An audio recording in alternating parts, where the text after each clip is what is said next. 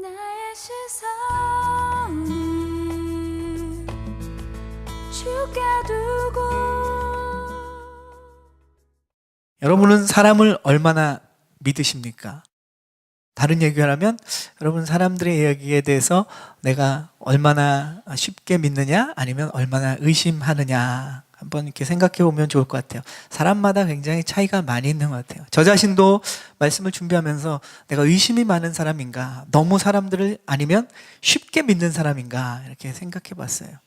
저는 쉽게 믿는 것보다는 좀 의심을 많이 하는 사람입니다. 그렇다고 저를 이상하게 보진 마시고, 사람들의 말을 무작정 의심한다는 의미가 아니라 불신의 의미는 아닙니다. 사람들이 얘기할 때 저 자신을 저는 보통 많이 이렇게 비춰봅니다.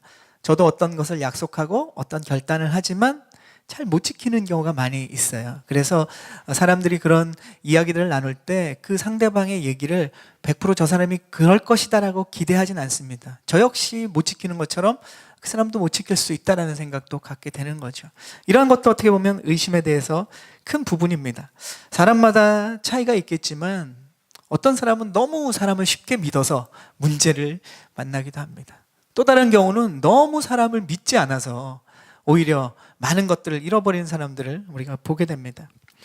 의심 없이 순수한 마음으로 쉽게 믿어버리는 것이 옳은 것인가, 좋은 것인가, 아니면 아주 의심하는 것이 안전할 수 있으니까 항상 의심하는 것이 좋은가?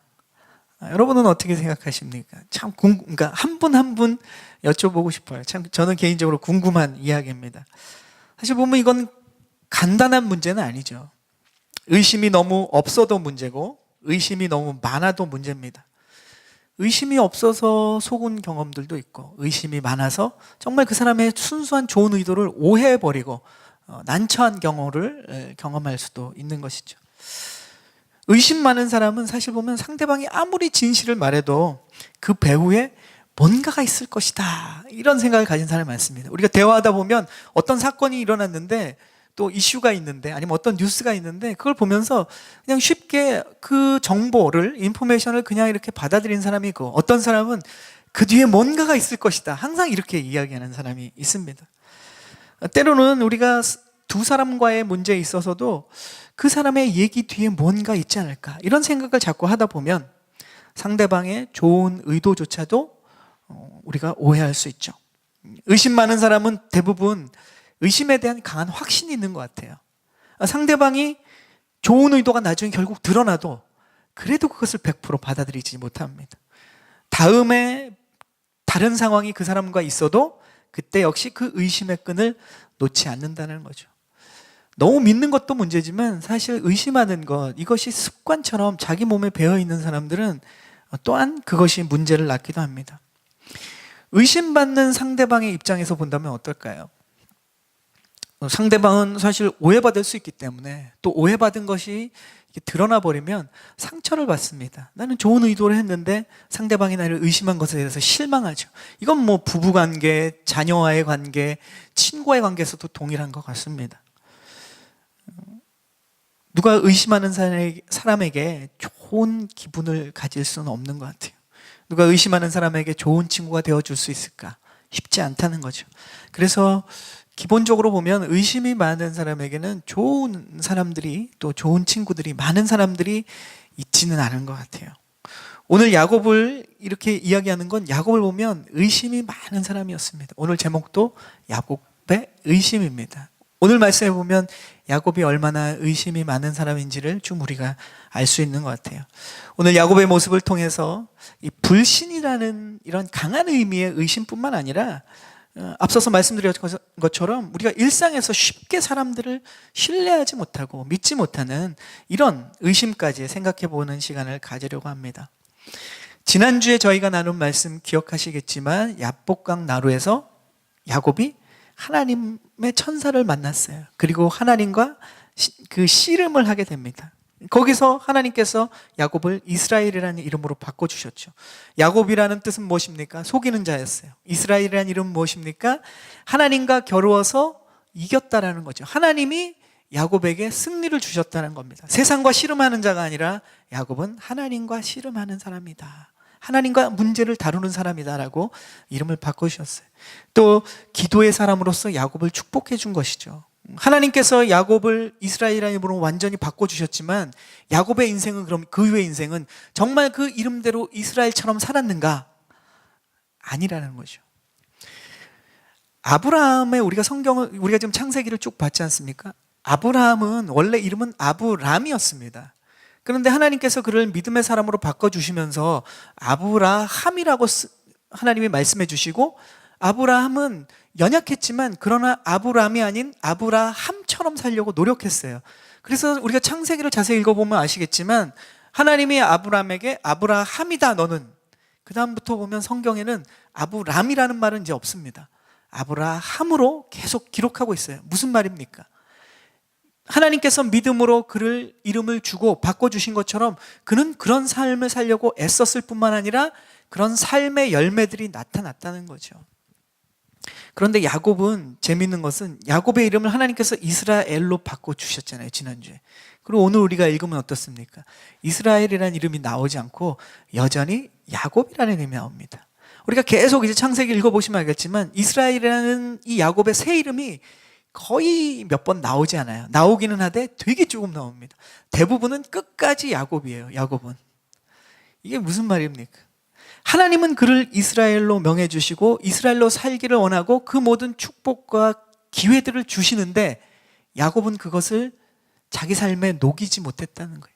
그런 삶을, 이름다운 삶을 살지 못했기 때문에 성경에는 어쩔 수 없이 야곱을 이스라엘로 적지 못하고 계속 야곱으로 기록하고 있다라는 겁니다. 야곱은 그만큼 믿음으로 변화되기 어려운 사람이에요. 그래서 저희가 야곱을 시작하기 전에 이야기 나눴지만 야곱은 저와 여러분과 굉장히 비슷한 사람입니다.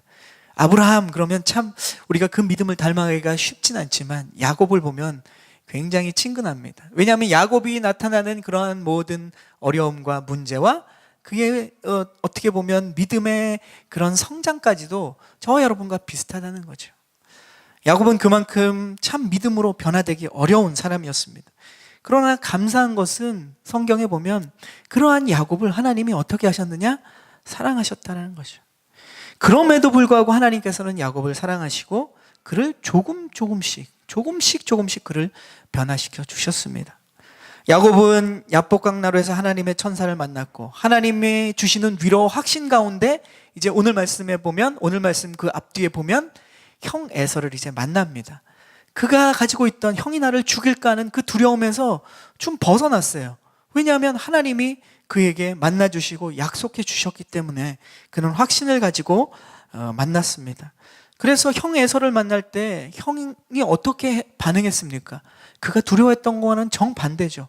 환영하고 기뻐하고 맞이해줬어요. 그리고 그를 안고 형인 이 에서와 동생 야곱이 함께 울면서 그동안, 그 오랫동안 20년 동안 보지 못했던 그 그리움과 그 안타까움을 기쁨으로 나눴습니다. 그럼 다 해결된 것 같아요. 그리고 야곱은 어떻게 합니까? 자신의 이 20년 동안의 삶을 짧지만 이야기했습니다. 자기가 이룬 가정과 또 아내와 자녀들 그리고 소유들을 다 보여줬습니다. 그리고 나서 야곱은 이제 준비한 예물들, 처음에 이 예물을 준비했을 때는 사실은 형이 자기를 죽일까 봐 그 마음을 풀어주기 위해서 예물을 준비했지 않습니까? 그 예물들을 형에게 다시 주는 모습입니다. 우리 9절과 10절 말씀을 다시 한번 읽겠습니다.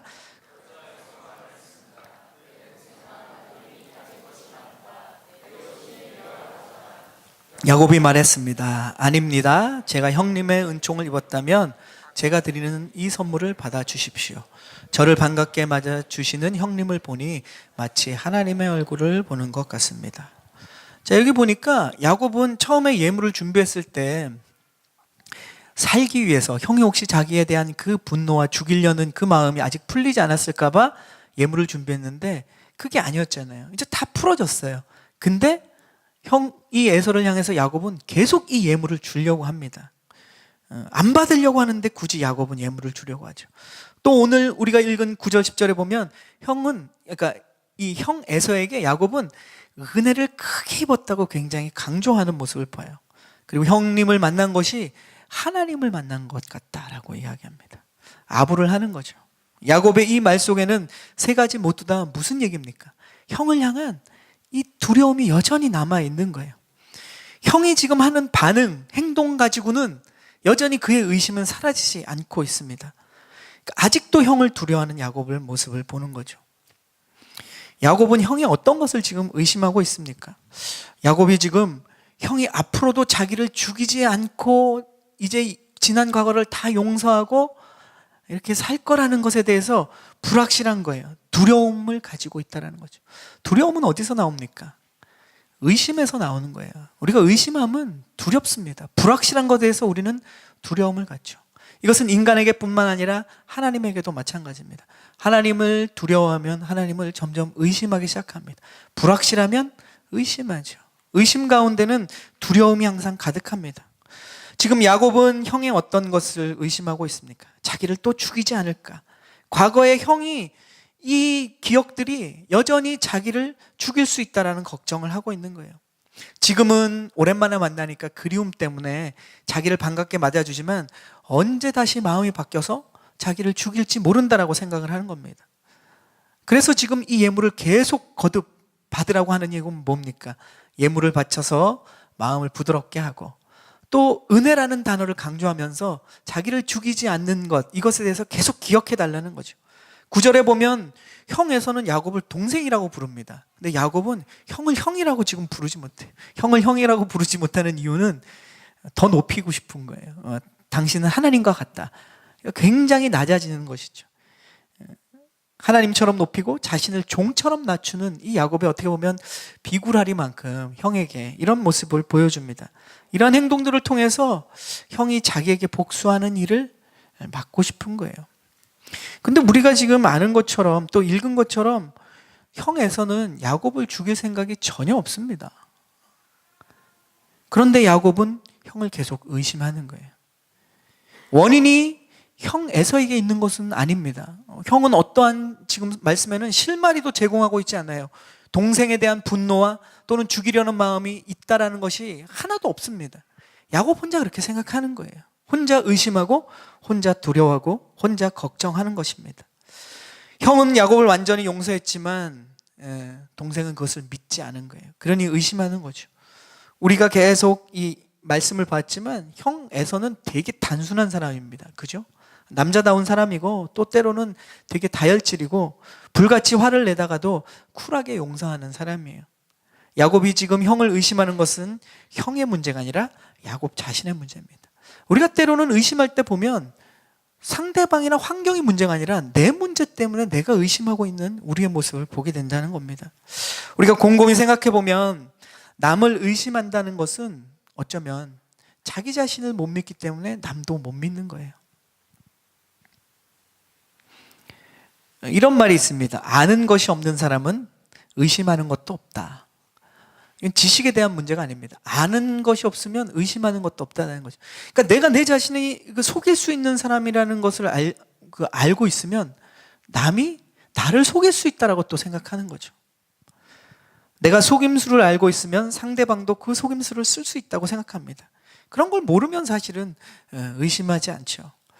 그러니까 남을 의심하는 어떤 경우 내가 왜곡된 마음, 이게 뒤틀어진 마음이 있으면 상대방도 그런 마음이 있지 않을까 의심하는 거예요. 야곱은 좀 그런 것 같습니다. 자기가 형에게 이 과거의 속임수를 가지고 형에게 어떻게 했습니까? 말과 행동을 다르게 했어요. 그러니까 형도 자기한테 그럴 수 있다라고 생각하는 거죠. 형이 우애를 나누고 편하게 함께 살자는 말을 뒤에 계속합니다. 근데 자신은 형이 말은 그렇게 하지만 기회를 봐서 자기에게 안갚음하지 않을까 이거를 의심하고 불안해하는 거죠. 그래서 의심이 많으면 불안도 많습니다. 칼릴 지브란이 이렇게 이야기했어요. 의심은 자기 쌍둥이 형제조차 신뢰할 수 없을 정도로 외로운 고통이다 라고 얘기했습니다. 의심이라는 것은 자기 쌍둥이 형제조차 신뢰할 수 없을 정도로 외롭다 그리고 고통이다 라고 얘기합니다. 의심하면 불안하고 불안하면 그게 우리에게 고통이 되는 겁니다. 야곱은 사람들을 잘 믿지 못했어요.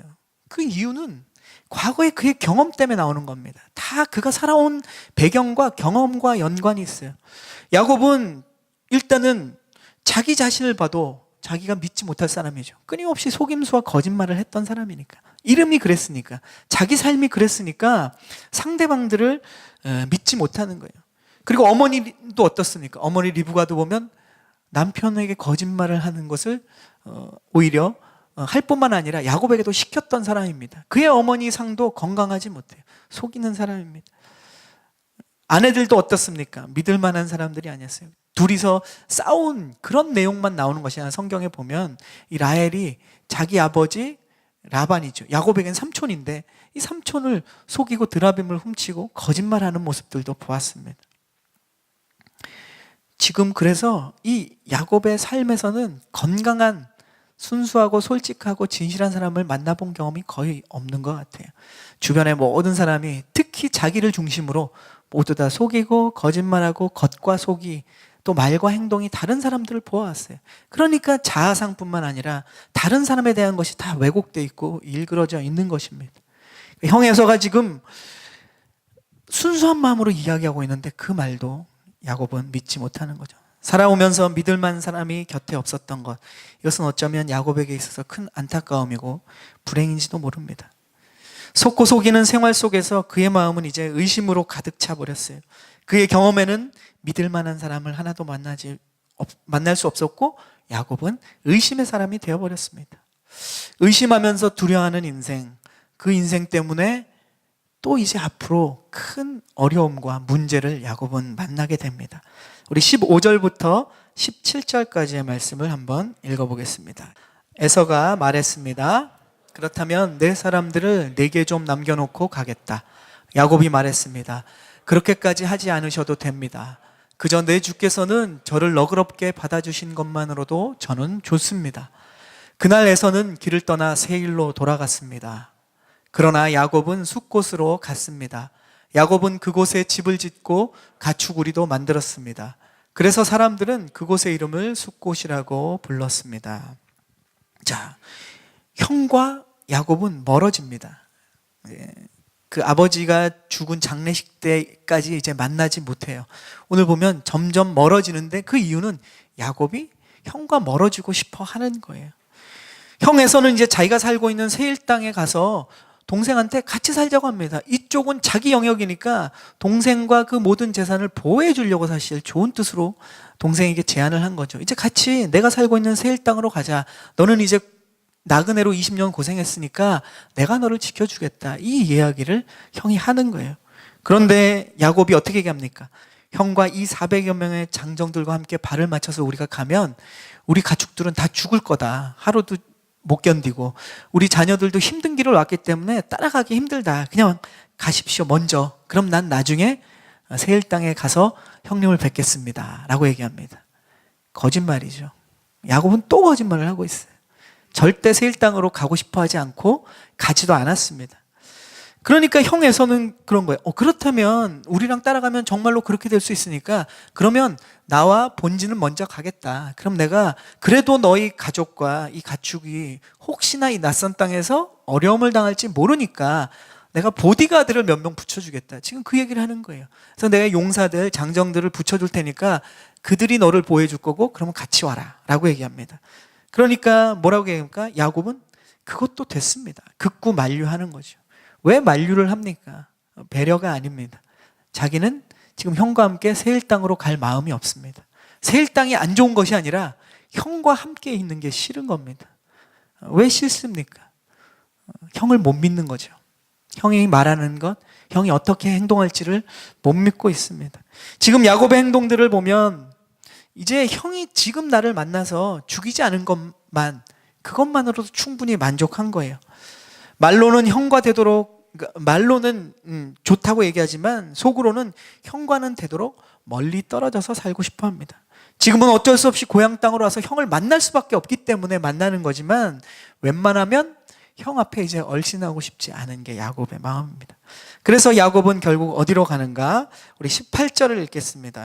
이처럼 야곱이 밧단 아람에서 돌아와서 가나안 땅 세겜성에 무사히 도착해 그 성 앞에 장막을 쳤습니다. 야곱은 결국 어디 있게 되느냐? 형이 살고 있는 이스라엘 땅과 정반대로 가게 됩니다. 그곳이 세겜이었어요. 세겜성 근처에 이제 정착하는 것이 야곱입니다. 뿐만 아니라 이 세겜은 어떤 곳이냐? 하나님이 약속하신 땅과도 다른 곳입니다. 형에게 약속한 곳과도 다르지만 하나님과 약속한 땅과도 다르다는 것이 더 큰 문제입니다. 하나님께서는 야곱이 처음 고향을 떠날 때 어떻습니까? 우리가 말씀을 나눈 것처럼 베델에서 만나 주셨어요. 그리고 하나님이 그랬죠. 너가 다시 돌아올 거다 여기로. 그리고 내가 너에게 한 약속들을 다 이룰 거다. 야곱이 뭐라 그랬습니까? 거기서 그 돌기둥에 기름을 붓고 서원을 했어요. 주님, 만약에 하나님 말씀하신 것처럼 나를 이렇게 평안하게 다시 돌아오게 하면 내가 이곳에서 하나님을 예배하며 살겠습니다라고 얘기했습니다. 근데 지금 야곱은 어디에 갑니까? 숫곳을 거쳐서 세겜성으로 갑니다. 그가 하나님과 약속했던, 하나님이 그에게 축복을 약속했던 곳과 다른 곳에 정착합니다. 무엇입니까? 형 에서를 의심하는 것뿐만 아니라 그 마음 가운데는 하나님에 대한 의심이 있었어요. 불신이라기보다는 아까 얘기한 큰 의미의 의심이 있는 것입니다. 결국 우리가 이제 보게 되겠지만 세겜에서 야곱은 정말로 큰 마음의 어려움과 또 다른 두려움을 겪게 되는 것을 우리가 보게 될 것입니다. 우리가 의심을 버리려면 신뢰를 키워야죠. 믿음을 키워야죠. 그러나 그 상대인, 그 신뢰의 대상인 상대방, 사람을 우리가 믿을 수 있는가? 아까 처음 얘기한 것처럼 사람을 쉽게 믿을 수 없습니다. 왜냐? 내 자신도 못 믿기 때문에. 상대방을 100% 믿을 수 있는 사람이 있는가? 없습니다. 우리의 배우자도, 우리의 자녀도, 우리의 부모님도 100%를 믿을 수 없습니다. 왜냐? 우리 모두는 연약한 존재고 우리 모두는 내 자신 스스로도 100% 그것을 지킬 수 없기 때문에 그렇습니다. 그래서 우리는 사람에 대해서 의심을 버리기 위해서 어떻게 해야 되느냐? 그 사람을 억지로 믿을 수는 없습니다. 하나님을 믿어야 된다는 겁니다. 우리의 대상이 바뀌어야 돼요. 우리는 상대방을 100% 믿을 수 없기 때문에 하나님을 100% 신뢰해야 됩니다. 하나님이 내 인생 가운데 붙들고 계시고 이 사람과 관계 속에서도 하나님이 결국 끝까지 지켜주시고 인도해 주실 거라는 확신이 없으면 사람도 의심하고 하나님도 의심하는 거예요. 아무것도 되지 않습니다. 의심하면 어떻습니까? 야곱처럼 두려워할 수밖에 없어요. 불안해할 수밖에 없어요. 이후로 보게 됐지만 더 큰 문제를 만나게 됩니다.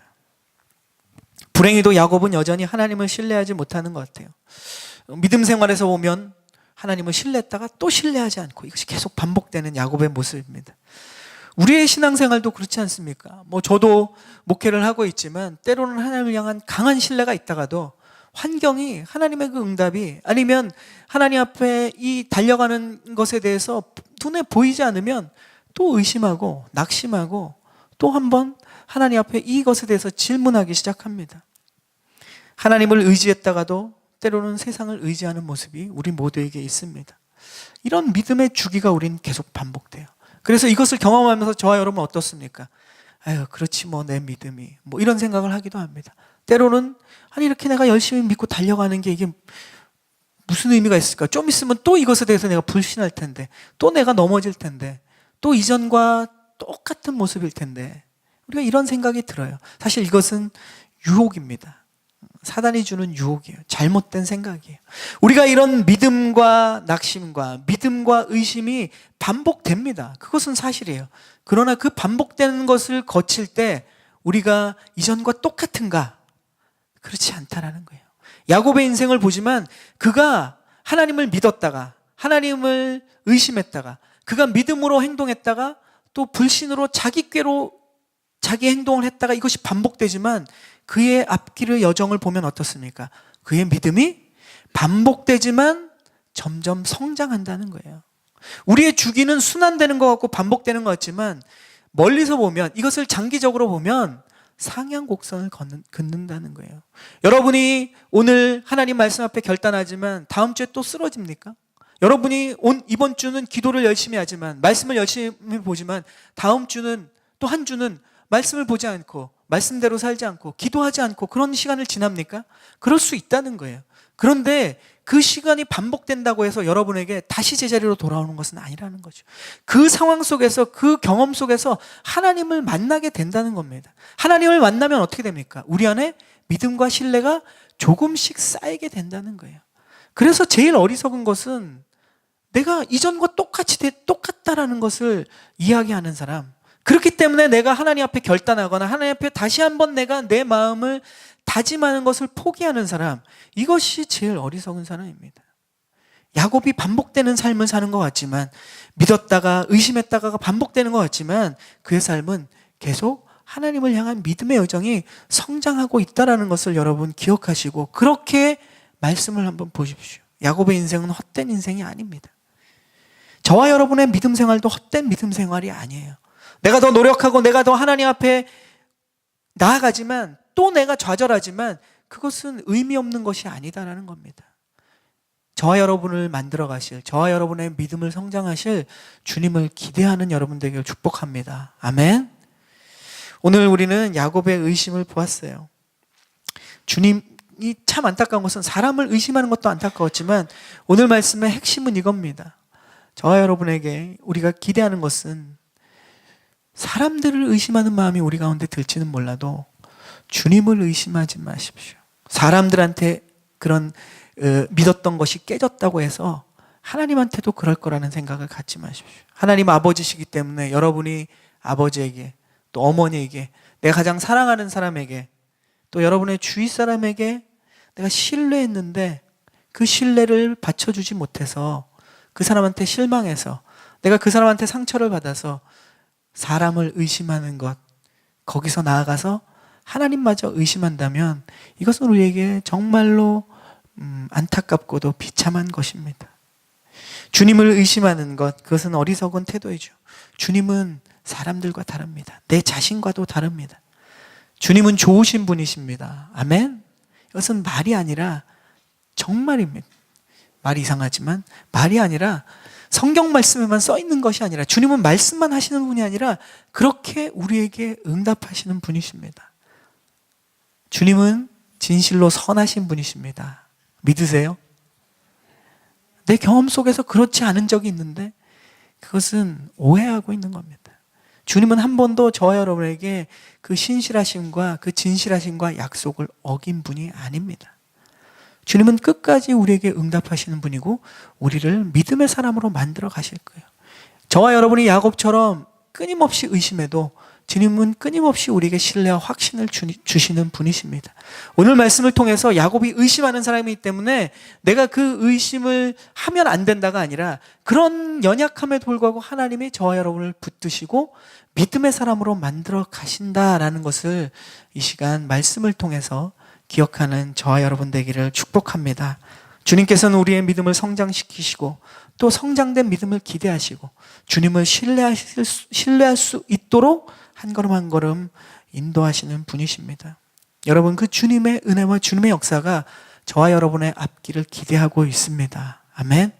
우리가 때로는 사람들을 기대할 것이 없고, 우리의 어떻게 보면 가정생활, 또 우리의 직장생활, 우리의 미래에 기대감이 부족하더라도 주님을 기대하는 여러분 되길 축복합니다. 주님을 기대하고 나아가면 우리의 삶의 환경도 하나님께서 신실하게 한 걸음 한 걸음 응답해 주시고 변화시켜 주시고 만들어 주실 줄로 믿습니다. 아멘. 이 시간 말씀을 기억하면서 우리가 기도하며 나가겠습니다.